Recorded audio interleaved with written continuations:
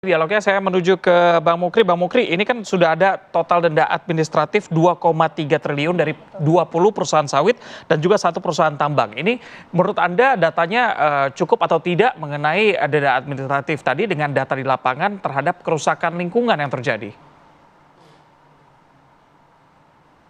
Ya, ini kan baru dari 3 perusahaan jatuhnya ya. Jadi buat kita melihat itu sebuah prestasi yang cukup baik. Tapi kalau misalnya kita mau telisik jauh lebih dalam lagi, misalnya kita bisa lihat angka atau data jumlah pertambangan yang disebut ilegal itu berdasarkan Korsub ya, Koordinasi Supervisi KPK di tahun 2015 sampai dengan tahun 2020 itu lebih dari 2.000 kawasan pertambangan yang disebut ilegal atau belum clean and clear.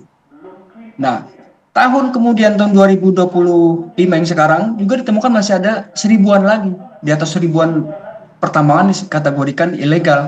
Artinya, kalau kemudian negara mau jauh lebih kuat melakukan tindakan, mengambil keputusan yang tepat, maka bukan hal yang mustahil. Keuangan negara akan mendapatkan jauh lebih besar dari apa yang sekarang telah dicapai.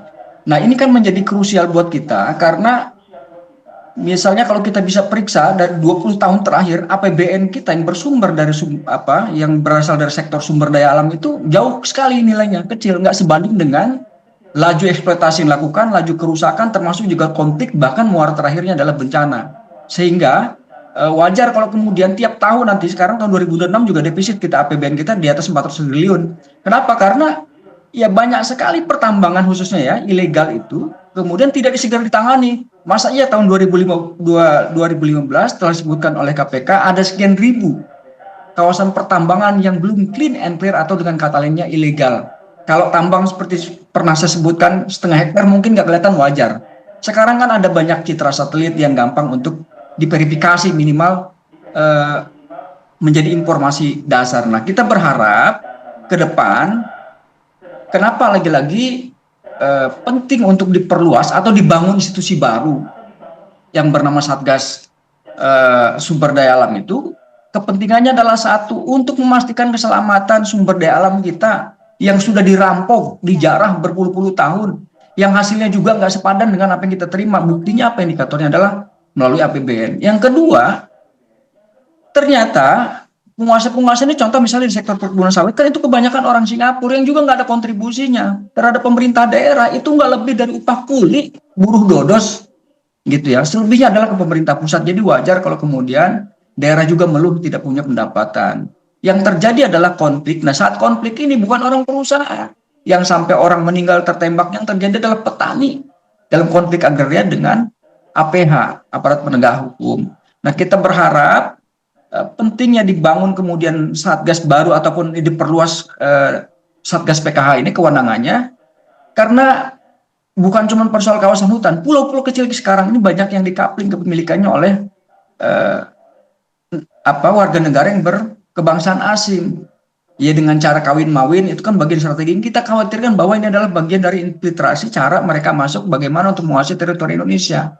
Kita berharap apa yang telah terjadi di Sumatera ini menjadi pintu masuk trigger karena sudah ribuan nyawa menjadi korban. Saatnya lah tahun 2026 ini negara bukan lagi pemerintah gitu. Karena saya yakin kalau pemerintah nggak kuat. Kenapa? Karena ada kebijakan itu lahirnya dari DPR.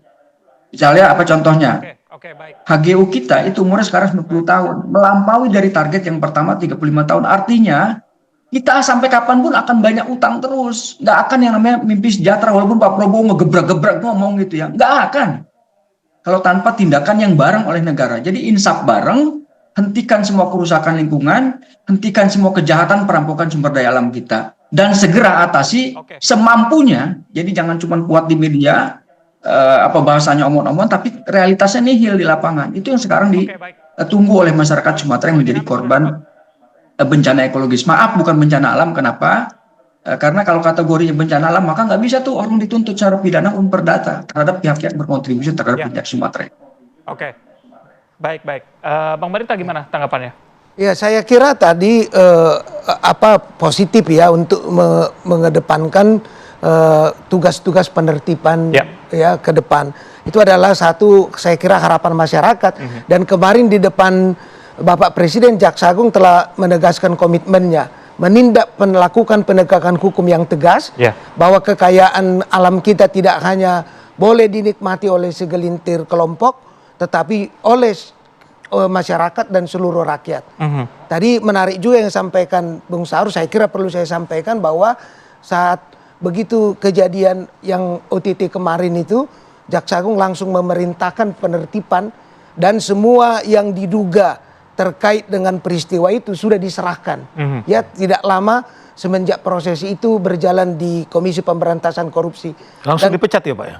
Langsung diserahkan ke proses hukum. Kalau pemecatan kan ada dulu proses hukumnya. Nonaktif dulu ya? Dinonaktif, tapi sudah dicopot semua dan sudah diganti yang baru. Nah, karena itu maka kita ke depan juga mengharapkan agar penegakan hukum itu tidak hanya konsisten tetapi bisa tegas. Apalagi dalam kaitan tugas Satuan Penertiban Kawasan Hutan ini. Nah, ke depan tahun 2026 tentu ada target 106 triliun. Ya, itu sudah dihitung, termasuk tadi ya soal penanganan bencana penegakan hukum kepada korporasi yang diduga terlibat dalam bencana banjir kemarin. Nah, kita harapkan itu bisa secara bersinergi ya dilakukan denda administratif, ya kemudian evaluasi terhadap regulasi perizinan bagi yang legal, yang ilegal dipertanggungjawabkan secara hukum, dan proses penegakan hukum itu berjalan. Termasuk yang tidak kalah pentingnya, evaluasi terhadap regulasi kita. Karena regulasi di sektoral ini agar tidak digunakan menjadi celah kerawanan oleh para korporasi dan individu orang perorangan yang demi kepentingan bisnis sering menggunakan celah itu.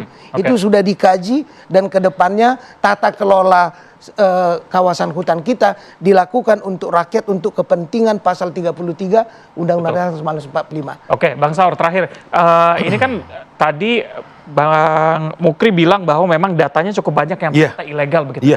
Bagaimana memastikan bahwa tambang-tambang ilegal, perusahaan ilegal ini tidak bermain begitu supaya target tadi yang sudah diberikan tahun 2026 bisa segera tercapai? Presiden bilang, saya akan mati bersama dengan rakyat. Bagaimana gerahnya soal korupsi ini. Rija, apa pesannya?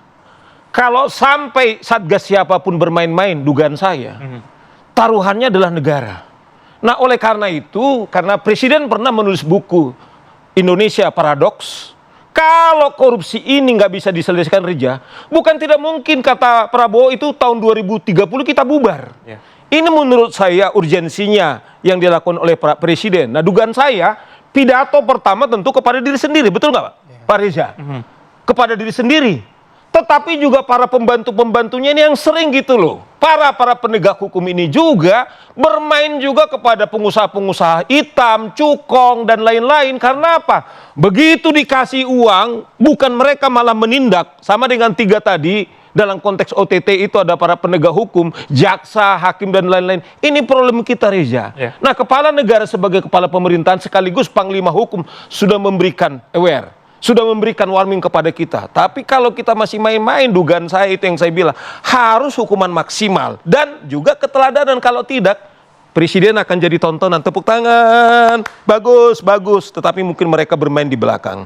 Kita beruntung hari ini ada Pak Barita sebagai juru bicara bahwa keseriusannya ini. Tapi pesan publik, ya, yang sering adalah para penegak hukum ini kong kali kong dengan pengusaha hitam itu, sehingga inilah yang terjadi seperti bilang Pak Mukri, SDA kita kemudian diumbat sementara setoran kepada negara tidak ada. Apakah kita pertaruhkan 280 juta rakyat Indonesia? Betul, kita sama-sama bantu dan juga awasi ya bagaimana kerja dari Satgas supaya penindakan hukumnya segera terjadi dan apa yang sudah terjadi bencana ekologis tadi dikatakan tidak kembali terulang di tahun depan ya. Terima kasih Bapak-bapak sudah bergabung bersama kami pagi ini.